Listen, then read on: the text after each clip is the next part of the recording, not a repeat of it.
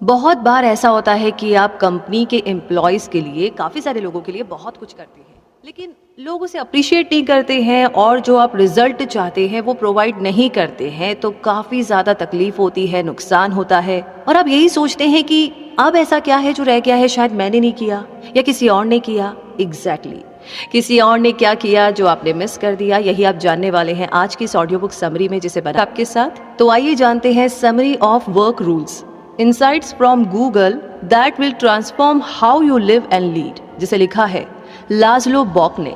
और इस समरी की अगर बात करें तो जब किसी कंपनी की पीपल प्रैक्टिस और पॉलिसी ऐसे होते हैं जो बहुत ही बढ़िया ढंग से काम करता हो, तो वैसे बिजनेस को काफी फायदे मिलते हैं।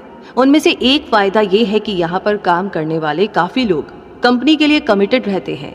ऐसे कमिटेड लोग कंपनी को आगे बढ़ाने और उनके टारगेट को पूरा करने में अपना बहुत कंट्रीब्यूशन देते हैं। तो इन अच्छी पीपल प्रैक्टिस वाली कंपनीज में गूगल कंपनी का नाम भी आता है। अगर आप एक स्टार्टअप के फाउंडर है या फिर कोई बिजनेसमैन है तो आप सीख सकते हैं कि गूगल किस अनोखे ढंग से अपने एम्प्लॉयज को हैंडल करता है। इस समरी से आप जान सकते हैं कि गूगल की शुरुआत बहुत ही साधारण सी थी। आपको ये भी पता चलेगा कि पूरी दुनिया के लोग गूगल को कैसे जानते हैं। गूगल अपने अनोखे वर्क कल्चर और अपने एम्प्लॉयज का ख्याल रखने में बहुत आगे है। तो अब जानेंगे कि इसके लिए गूगल ने आखिरकार ऐसा क्या किया। अगर आप इस बुक में लिखे प्रिंसिपल्स को अपने बिजनेस के लिए चुनते हैं तो आपके एम्प्लॉयज और उनके काम में आपको काफी अच्छा असर देखने को मिलेगा। तो आज इस समरी को पढ़िए और सुनिए और अपने एम्प्लॉयज पर ध्यान देना शुरू कीजिए और अपनी कंपनी के पीपल प्रैक्टिस को भी गूगल की तरह बेहतरीन बनाइए। तो इस जर्नी की शुरुआत करते हैं सबसे पहले फाउंडर बनने से। मतलब ये कि हर कहानी की कहीं ना कहीं से शुरुआत होती है। क्या आपको गूगल की शुरुआत की कहानी पता है? अगर नहीं तो आइए जानते हैं। गूगल के दो फाउंडर्स थे, लैरी पेज और सर्गेई ब्रिन। उन्होंने ही गूगल को शुरू किया था। स्टैनफोर्ड यूनिवर्सिटी के कैंपस टूर में दोनों की मुलाकात हुई थी। हालांकि दोनों ही अलग अलग बैकग्राउंड के थे, पर दोनों ने ही मिलकर गूगल को बनाया था।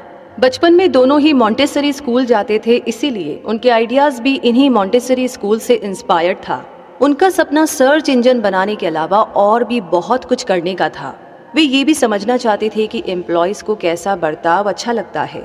वे चाहते थे कि गूगल ऐसी जगह बने जहां पर काम करने का कोई मतलब हो और जहां इसके एम्प्लॉयज को अपने पैशन को फॉलो करने की खुली छूट हो।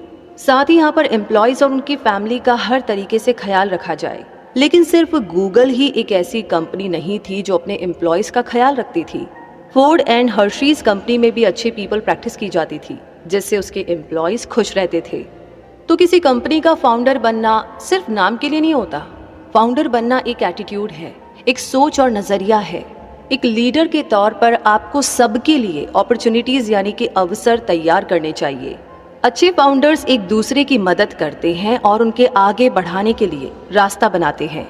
को फाउंडर्स के साथ मिलकर के अपनी कंपनी के फ्यूचर को बदलने का आपके पास पावर होता है। सबसे जरूरी बात, सबके साथ मिलकर काम करने से ही आप अपनी कंपनी को सक्सेस दिला सकते हैं।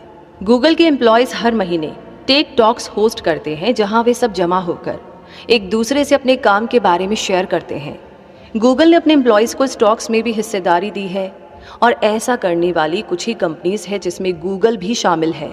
गूगल की कोशिशों के कारण ही ज्यादा से ज्यादा औरतें कंप्यूटर साइंस में अपना इंटरेस्ट दिखा रही है और बढ़ावा देने के लिए गूगल ने अपने एम्प्लॉयज को उनके पेट यानी पालतू जानवरों को भी ऑफिस लाने की परमिशन दी है। कंपनी ने इसकी शुरुआत करने के लिए अपने 10 एम्प्लॉयज को चुना। गूगल अपने एम्प्लॉयज को फ्री खाना भी देने लगी, जिसकी शुरुआत उन्होंने फ्री ब्रेकफास्ट से की। 1903 यानी कि 1903 में मिल्टन एस हर्शी ने सिर्फ हर्शी कंपनी की ही नहीं बल्कि पेंसिल्वेनिया में हर्शी शहर की भी शुरुआत की। उन दिनों अमेरिका में 2500 शहर ऐसे थे जो कंपनीज के थे, जिनमें एक बार में सिर्फ 3% जनता ही रहती थी। लेकिन मिल्टन एस हर्शी इन कंपनी शहरों से बिल्कुल अलग शहर बसाना चाहते थे, जहां सड़कों के दोनों तरफ पेड़ लगे हो, सिंगल या 2 फैमिली के एक साथ रहने के लिए ईंट के मकान बने हो, जिनके बहुत खूबसूरत लॉन हो। उनके शहर में सस्ते पब्लिक ट्रांसपोर्ट सिस्टम बने, क्वालिटी पब्लिक स्कूल तैयार हो और लोगों के एंजॉयमेंट के लिए भी काफी सारे इंतजाम हो। क्वालिटी पब्लिक स्कूल तैयार हुए और लोगों के एंजॉयमेंट के भी इंतजाम किए। कुछ कंपनीज के फाउंडर्स ने अपनी कंपनीज में बढ़िया पीपल प्रैक्टिस अपनाई। क्योंकि वे अपने एम्प्लॉयज़ को पैसे बनाने वाले रोबोट्स की तरह नहीं देखते थे।